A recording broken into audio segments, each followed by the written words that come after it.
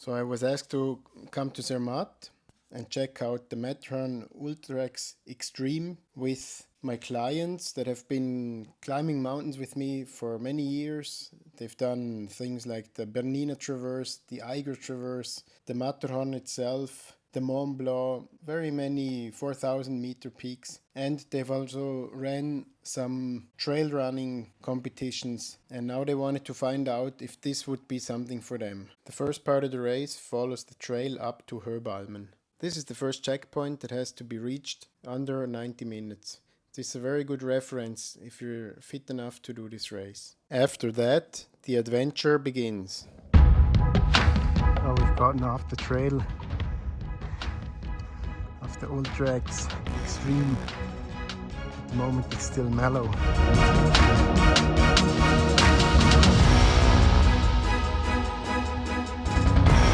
So the goal is to go up this ridge here, up to the first point there, and then down this gully. So this is a good view from here. You can see the whole route more or less.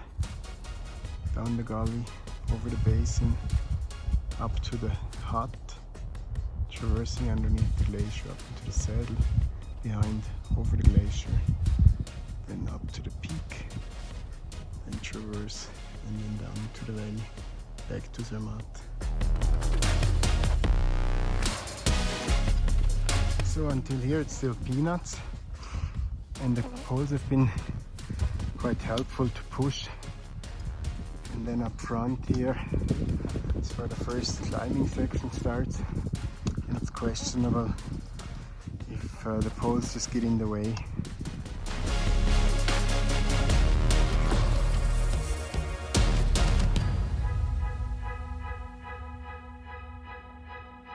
Of course, what makes this special is this view.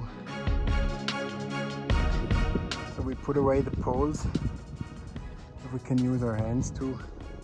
At the moment it's not that difficult yet, but you have to watch out with the loose rock not to kick off anything and injure someone else, or kick off your own stand and fall, because you can already slip hard here. So here we already have some parts where you should not fall, but it's still okay. So we came from down there up over the ridge. I would say I could have even kept my poles.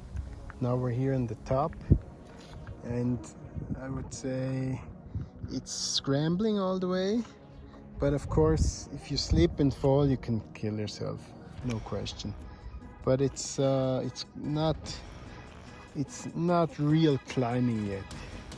And then of course always the Matterhorn is around here, Obergabelhorn, and then here I think it will be the Unter, and then this is our descent down. There's no snow, which I really like. The top part without a rope will be a little sketchy because it's really shit rock. So I guess this is where the fixed rope would be. It's really slippery here, no path at all.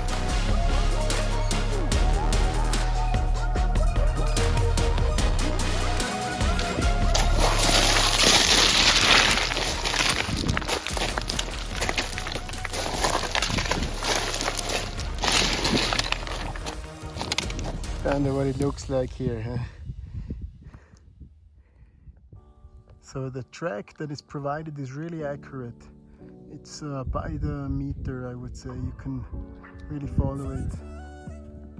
So after the big gully, we're down here, it's quite flat and it's a little relaxing after emptying out the rocks out of the shoes. And then from here we are on rock and more rock. Yeah, it just keeps going. What a beautiful surrounding here at the lake underneath this glacier. And then up here is the hut. Let's stop.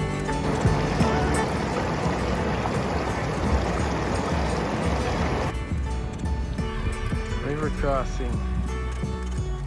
So after a lot of this terrain here, boulders, rocks everywhere, we're getting back to the path, and then up there the next stop will be the Rothornhütte. So we did make it to the first peak and up to the lake, and then we decided to retreat after 6 hours. We definitely noticed that we're too slow, and going up to the hut didn't make too much sense anymore. So now we're on the way back down to Zermatt. Also the weather is not 100% and there's rain showers coming, so it's to do the next section up to the glacier would be too dodgy with this weather forecast.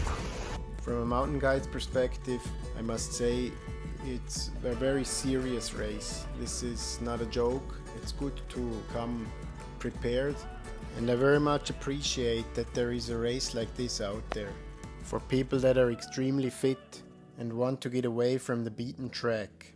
Have the chance to run such a wonderful trail in this spectacular surrounding.